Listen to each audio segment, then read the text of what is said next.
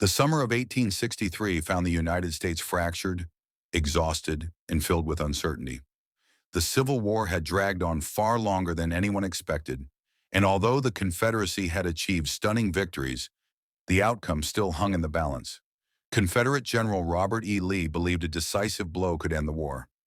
His army was confident, experienced, and coming off major triumphs. Lee chose to invade the North, hoping a victory on Union soil would force the North to negotiate peace and recognize Southern independence. Yet the fate of this bold plan would soon rest, not on Lee himself, but on a moment of uncertainty from one of his lieutenants. On July 1, 1863, at the opening of the Battle of Gettysburg, Confederate General Richard S. Ewell stood at the edge of the moment that could have altered American history. The Union forces were in retreat. The high ground above the town lay open, and Lee had given him authority to seize it. The opportunity was real, immediate, and decisive. But Ewell hesitated. In that hesitation, the course of the battle, and perhaps the war, shifted. Richard Stoddard Ewell was one of the most distinctive officers in the Confederate Army. Sharp-minded but eccentric, intensely loyal yet unpredictable, he had spent years fighting in the U.S. Army before the Civil War. In the early campaigns of the conflict, especially under Stonewall Jackson, Ewell had shown tremendous energy and obedience. Jackson relied on him, Lee respected him.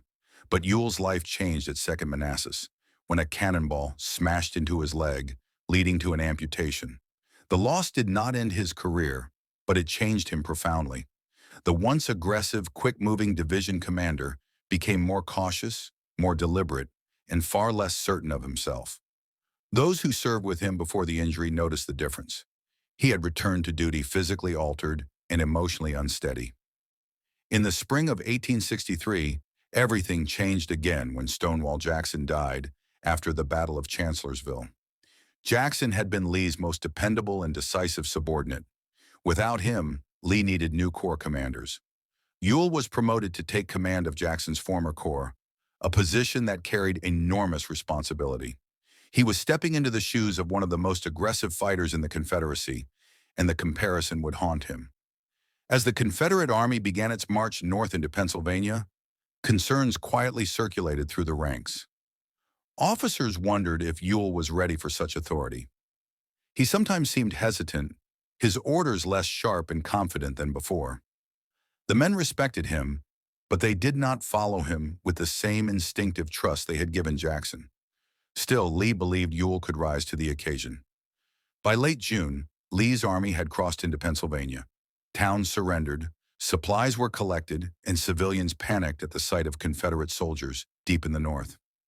Lee hoped to force the Union Army into a battle on favorable terrain, far from Washington. But a major complication arose. Lee did not know where the Union Army was. His cavalry leader, J.E.B. Stuart, was far away on a raid, leaving Lee without vital intelligence. On June 28th, Lee learned the Union had a new commander, General George Meade. Meade moved fast, faster than Lee expected. The Northern Army was closer than anyone realized. Still, neither side intended to fight at Gettysburg. It was a small crossroads town, important but not strategically central. Yet chance brought both armies there. On the morning of July 1st, Confederate troops under A.P. Hill encountered Union cavalry under General John Buford, west of the town. What began as a small skirmish escalated as more soldiers arrived. Soon Ewell's corps approached from the north, attacking the Union 11th Corps. By early afternoon, the Confederates gained momentum. Their lines pushed forward, their attacks strengthened, and the Union troops began to fall back. During the fighting, Union General John Reynolds was killed, a devastating blow to Northern leadership. Despite intense resistance, the Union soldiers retreated through the streets of Gettysburg toward the high ridges south of town. Those ridges, particularly Cemetery Hill, held immense tactical importance. From that hilltop, artillery could dominate the entire area. Whoever held the high ground held the advantage. Late in the day, that high ground was almost undefended. The Union forces were still scrambling up the slope, disorganized and shaken. If the Confederates seized it now, they could force the Union into a full retreat. The battle might have ended before it truly began. Lee recognized the opportunity. He sent Ewell a message instructing him to take the high ground, if practicable, a phrase that gave Ewell discretion.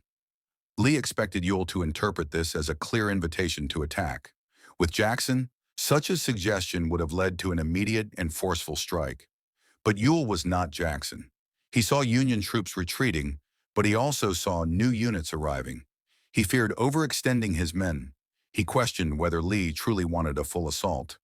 He worried about potential Union reinforcements approaching from the east.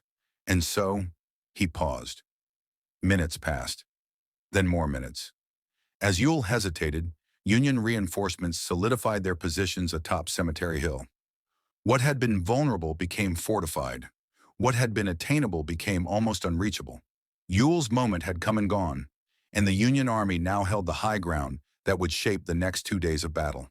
The Confederates had won the first day, but they had lost the position that mattered most. As night approached on July 1st, the fields and streets around Gettysburg settled into an uneasy quiet. Smoke drifted over the town, mingling with the dust of thousands of feet and the echoes of hours of gunfire. Confederate troops occupied the ground north and west of Gettysburg, confident in their success. They had driven the Union Army through the town, inflicted heavy casualties, and captured many prisoners. Yet the mood among the high command was not triumphant. Something felt incomplete. The victory seemed hollow without control of the high ground beyond the town. On Cemetery Hill, Union soldiers gathered in rapidly growing numbers. Units arrived from multiple directions, exhausted and shaken from the earlier fighting, but grateful to find solid ground and clear leadership. General Oliver O. Howard began organizing defensive lines, positioning artillery, and preparing the hill for the battle he knew would resume. More Union corps were on their way, marching through the night to reach Gettysburg. The disorganized retreat of the afternoon had been replaced by a firm, determined stance on commanding terrain. Below them, Ewell's men rested in the fading light, unsure of what would come next. Many of them could see the Union soldiers forming on the hill. Some were convinced they would be ordered to attack before darkness fell. The opportunity seemed obvious to the men on the ground, but their commanders saw the situation differently. Richard Ewell conferred with his division leaders, Jubal Early and Robert Rhodes. Early urged an immediate attack, insisting the hill could be taken before Union reinforcements solidified their lines. Rhodes was less certain. His own division had suffered heavily, and he questioned whether his troops could sustain another assault. Ewell listened, absorbing the conflicting information. He was new to Corps command, and the weight of the decision pressed on him. The phrase, "if practicable," lingered in his mind. To Ewell, it meant caution was acceptable. It meant Lee trusted him to use discretion. And in Ewell's judgment, another attack as night approached seemed risky. The terrain was unfamiliar. The units needed coordination. Darkness would make control difficult. In the end, he chose not to attack. As darkness settled, the Union Army continued to arrive. General Winfield Scott Hancock reached the field and immediately recognized the importance of the high ground. His presence galvanized the retreating soldiers. He moved among them, steadying their resolve, reinforcing the positions, and directing artillery. He saw what Lee and Ewell had seen hours earlier, that Cemetery Hill was the anchor point of the battlefield. Unlike Ewell, Hancock seized it with both hands, and by nightfall, the position was secure. As the Union strengthened its grip on Cemetery Hill, General Robert E. Lee arrived on the field. He surveyed the lines, questioned his officers, and pieced together the events of the day. He learned how close the Confederates had come to seizing the hill. He learned that Ewell had declined to attack. Lee did not openly rebuke him. That was not his style. But disappointment weighed heavily on him. This had been a rare chance, a gift almost, and now it was gone. Throughout the Confederate camps, soldiers whispered about the missed opportunity. Some blamed Ewell, others blamed ambiguous orders, and still others believed the hill could have been taken with minimal resistance. But the moment was in the past, and the consequences were rapidly unfolding. The Union Army was arriving in force.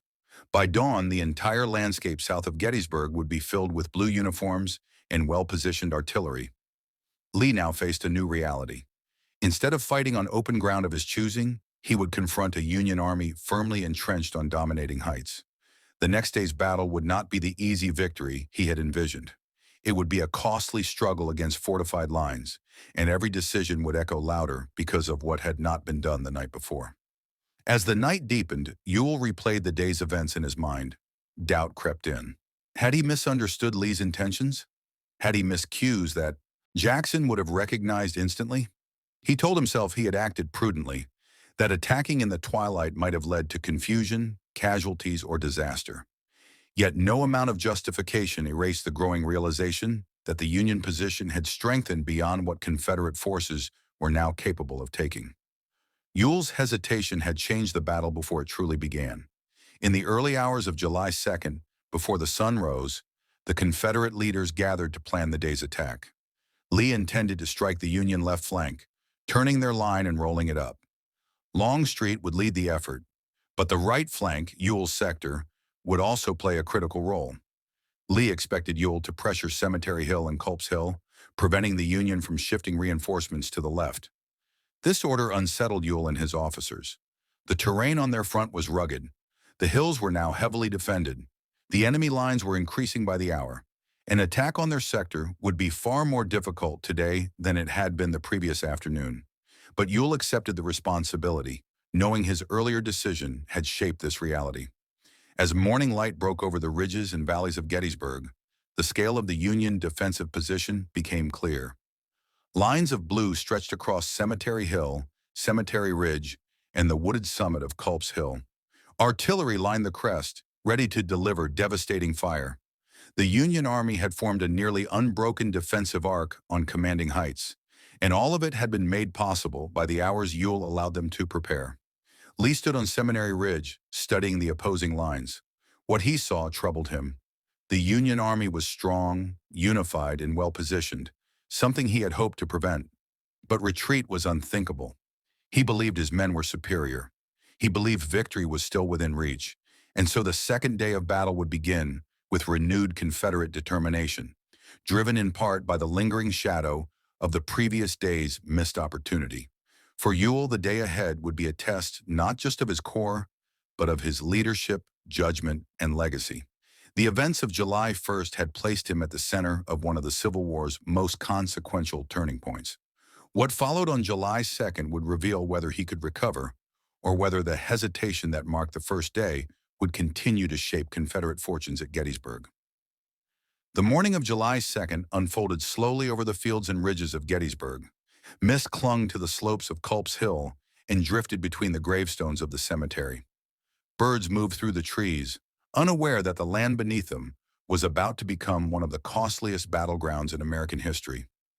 As the sun rose, the Union position took on its full shape, a massive curved defensive line stretching from Culp's Hill on the right, down through Cemetery Ridge, and bending south toward a pair of rocky hills, Little Round Top and Big Round Top. On the western side of the battlefield, Lee concluded that his best chance lay in attacking the Union left. He assigned this task to James Longstreet, whose divisions had marched hard but arrived slowly. Their late movement delayed the Confederate assault for hours, pushing Lee's plan further into the afternoon. While Longstreet prepared, Lee expected Ewell to mount demonstrations, and if possible, a full attack, on the Union right at Culp's Hill and Cemetery Hill. These actions would prevent the Union from reinforcing its left. For Ewell, this meant attacking the very positions he might have taken easily the day before. Now they bristled with entrenchments, stone walls, artillery, and fresh soldiers. Forested slopes concealed Union defenses, and the hilltops were crowned with batteries. The ground itself was an ally to the defenders.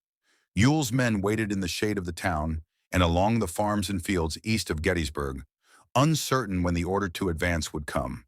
They could see glimpses of the heights through breaks in the trees, gray-blue smoke drifting from Union campfires, flashes of sunlight on cannon barrels, and the silhouettes of soldiers digging in. The longer they watched, the stronger the enemy position became. Despite the difficulties, Ewell prepared to carry out Lee's instructions.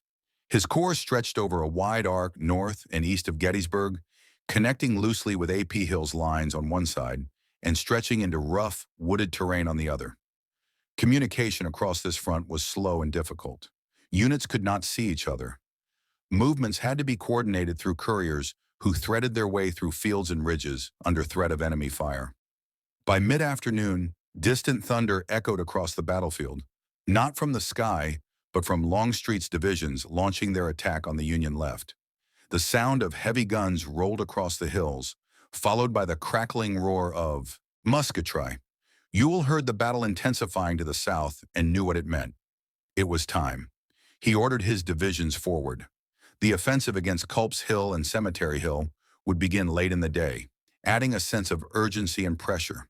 The evening sun was already lowering, casting long shadows through the forests that covered the slopes of Culp's Hill. The Confederates stepped into this terrain cautiously, their view hindered by thick undergrowth and scattered boulders. The first Confederate assaults struck Culp's Hill in the fading light. The terrain immediately worked against them. The steep incline slowed their advance. Trees blocked their formations. Fallen logs, stones, and tangled brush broke up their lines. The Union troops waited behind fortified positions, trenches, breastworks, and reinforced barricades that had been built during the night and early morning. These defenses gave the Union a tremendous advantage. Every Confederate step forward felt like climbing into the teeth of massed fire. As the Confederates emerged from the woods, they were met with eruptions of musketry from above. Union rifles flashed from behind stone walls and earthen defenses. Artillery boomed from the heights, firing down the slopes. Confederates fell in clusters, yet the survivors pushed on, driven by determination and the knowledge that Longstreet's men were fighting fiercely on the other side of the battlefield. Night began to fall as the fighting intensified. Ewell's men reached parts of the lower slopes and, in some places, pushed Union troops back temporarily. But the Union defenders counterattacked with fresh regiments. The hillside became a patchwork of fire, smoke, and shadows. Confederates advancing in some areas, falling back in others, both sides firing blindly in the dark woods. Meanwhile, another portion of Ewell's corps advanced against Cemetery Hill. The assault there struck with force, reaching Union positions at the base of the hill and surging upward through the twilight. For a moment, it seemed the Confederates might succeed. They captured some of the Union guns near the crest and broke through parts of the defensive line. But Union reinforcements rushed to the scene, plugging gaps, stabilizing the front, and launching counterattacks that drove the Confederates back down the slope. The darkness helped neither side. Confusion spread across the lines. Units lost contact with each other. Officers struggled to control their soldiers. Fires flickered through the trees, casting eerie light on the chaotic scenes.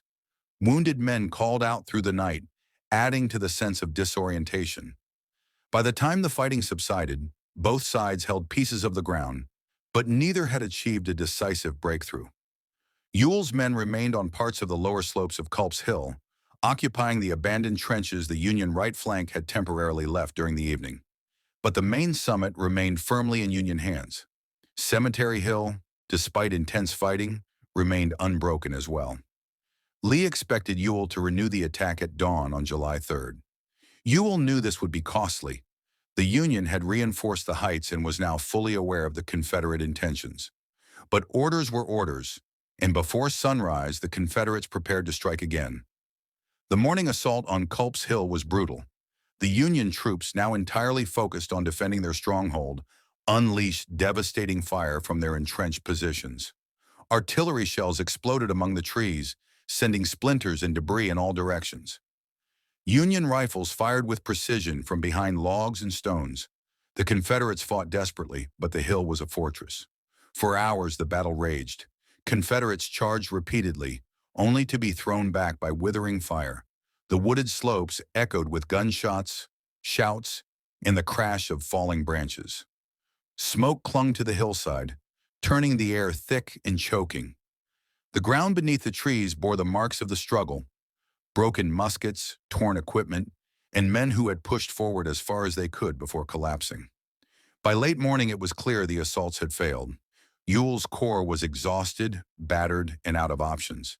They had gained nothing that could change the outcome of the battle. The Union right remained firmly intact, stronger than before. All that remained was to hold the line and wait for what the rest of the day would bring. Far to the west, on Seminary Ridge, Lee was preparing a different kind of attack, one that would become legendary for its audacity and its cost. The failure to take the high ground on July 1st had now come full circle. The Confederates had spent July 2nd and the morning of July 3rd attacking positions that had been nearly empty the day before.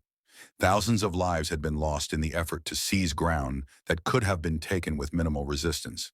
Ewell's hesitation had reshaped the entire battle. And now, with his corps weakened and his attacks repulsed, the stage was set for the most infamous assault of the Civil War, an attack that would define Gettysburg and forever seal its outcome. Confusion spread along parts of the Union line as mixed reports came in. Some commanders insisted that the Confederate troops in front of them were weakening. Others warned that fresh enemy brigades were arriving. The reality was somewhere in between, and Meade's challenge was separating assumption from fact. Messenger after messenger arrived at his headquarters tent, each delivering fragments of truth. Meade listened carefully, weighing every report against the map in his mind. He had no intention of risking the Army's center without certainty. Longstreet, meanwhile, rode forward to a small rise from which he could observe the Union Ridge. He studied the blue line for several quiet minutes. The sun was beginning to dip, throwing long shadows across the valley between the armies. He knew that time was slipping away. Every minute lost increased the chance that Union reinforcements would thicken their line. He could feel the pressure rising, not from fear but from responsibility. Soldiers were depending on him to make the right call. And still, he hesitated. Back on the Union right, the men holding Culp's Hill shifted positions as orders changed. Units rotated, others moved to reinforce weak spots, and some soldiers who had fought the previous night were sent forward again. They were exhausted, but they held a fierce sense of duty. Each soldier knew that if their line broke, the Confederates would have a direct path behind the main Union position. The stakes were clear, even if they had little time to reflect on them. As evening settled in, shadows blurred the shapes of trees, fences, and stone walls. Scouts on both sides reported limited visibility. Officers began to worry that friendly fire might become as dangerous as enemy bullets. For a moment, the battlefield was strangely quiet. Not peaceful, but tense, like a held breath. Both armies were waiting for clarity, for orders, for the next move that would decide the momentum of the entire campaign. At Confederate headquarters, Lee reviewed the situation once more. His belief that the Union center was vulnerable remained unwavering. He had read Meade's defensive style correctly on many occasions before. To Lee, Gettysburg was no different. The Union Army looked strong, but strength could mask weakness. If the center could be smashed, the road to Washington might open. It was a bold calculation, but boldness had carried him this far. Across the field, Meade was steadily preparing his army for what he believed was inevitable, a major assault the next day. He didn't know where it would land, but experience told him the Confederates would strike hard.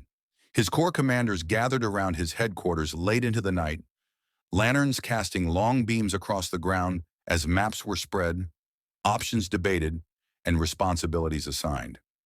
Meade's calm presence held the room together. He wasn't a charismatic figure, but his clarity was unshakable. His officers trusted him because he trusted the facts. Campfires flickered across the hills as soldiers on both sides tried to rest. Some wrote quick letters home. Others sat quietly staring into the flames, thinking about the days behind them and the day ahead.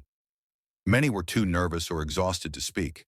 They didn't know the grand strategy or the precise reasoning behind the orders. They only knew that tomorrow could be decisive. Whispers passed through the ranks. Predictions, fears, rumors, and bold claims. On Cemetery Ridge, Union soldiers tightened straps, adjusted gear, and checked their weapons. Officers walked the line, speaking calmly, making sure their men understood what was expected. A sense of unity settled among the troops. They had survived 2 full days of heavy combat, and in that survival, confidence had grown. They felt the ground beneath them, solid, elevated, defensible. If the Confederates wanted to break them, they would have to climb uphill into prepared lines. Confederate soldiers on Seminary Ridge prepared in their own way. Many spoke with pride about their performance so far. They believed, as Lee believed, that victory was within reach. Some worried quietly about the long march across open ground they were hearing rumors about. But such doubts rarely became open conversation. Their faith in General Lee was deep. This trust had carried them through countless campaigns. As night settled fully, many lay awake, replaying the day's events in their minds. Both generals spent the final hours of the night making precise plans. Lee finalized the orders that would soon send thousands of soldiers forward in a massive formation. He believed the attack would break the enemy line cleanly. Meade, though uncertain where the blow would fall, positioned his reserves carefully, ready to reinforce any. By the third day at Gettysburg, both armies knew the coming sunrise would decide everything. A mist lay over the fields as Union troops on Cemetery Ridge heard Confederate artillery taking position. Along Seminary Ridge, Confederate officers checked formations for the assault Lee had ordered. Longstreet remained uneasy. The Union line on Cemetery Ridge was strong, with artillery and infantry behind firm defenses, but the attack was set. Meade moved along his lines, making final adjustments and steadying his troops. Late in the morning, Confederate artillery opened with one of the largest bombardments of the war. Smoke rolled across the valley as Union guns replied, some falling silent to preserve ammunition. Longstreet saw many Confederate shots overshoot the ridge, but the infantry advance would proceed. When the cannon fire eased, the order came. Thousands of Confederate soldiers stepped from Seminary Ridge in long, steady lines. Meade reinforced the Union center and held his artillery until the enemy closed in. Midway across the open ground, Union guns erupted, tearing gaps in the advancing ranks. Still, the Confederates pushed on, climbing the final slope toward the stone wall. A few reached the line but were forced back. Terrain, defenses, and concentrated fire made the ridge nearly impossible to take. On the right, Ewell's divisions struggled up Culp's Hill. His delay on the first day had allowed the Union to fortify the heights, and now the defenses were too strong to crack. Confederate momentum collapsed under heavy fire and exhaustion. By mid-afternoon, the assault had failed. The Confederates showed great courage, but the Union center held firm. Lee rode among his shattered ranks, recognizing their bravery, but also the reality of defeat. The missed chance on July 1st loomed large. Capturing Cemetery Hill early might have changed the battle entirely. That night, the Confederates withdrew. The Union Army, battered but unbroken, kept the high ground. Gettysburg became a turning point, a lasting lesson in leadership, timing, and terrain. If you enjoy powerful, untold stories from history, remember to like, subscribe, and turn on notifications to support more epic documentaries.